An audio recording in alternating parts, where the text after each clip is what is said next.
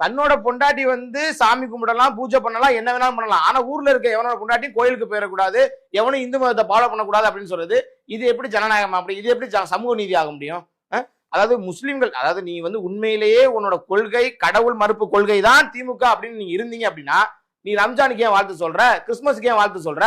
தீபாவளிக்கு நீ வாழ்த்து சொல்லல, சரி உன்னோட கொள்கை வந்து கடவுள் மறுப்பு கொள்கை. அப்ப நீ தீபாவளிக்கு வாழ்த்து சொல்லாதவன் ரம்ஜானுக்கு சொல்லாத, கிறிஸ்துமஸுக்கு சொல்லாத, யாரு கேட்க போறது இல்ல. நீ ரம்ஜானுக்கு வாழ்த்து சொல்லிட்டு கிறிஸ்துமஸுக்கு வாழ்த்து சொல்லிட்டு நீ வந்து தீபாவளிக்கு வாழ்த்து சொல்ல மாட்டேன் அப்படின்னா நீ யாரை ஏமாத்த பாக்குற? நீ 80% மக்கள் இந்து மக்கள் இருக்காங்க உலகத்துல. இதுல மிகப்பெரிய ஆச்சரியம் என்னன்னா, உலகத்துல இருக்க ஒரு நாடுகள்ல நீங்க பண்ணீங்கன்னா பெரும்பான்மையான மக்கள் வந்து சிறுபான்மை மக்களை நோக்கி அச்சுறுத்துறாங்கிறது தான் உலகத்துல வரலாறு.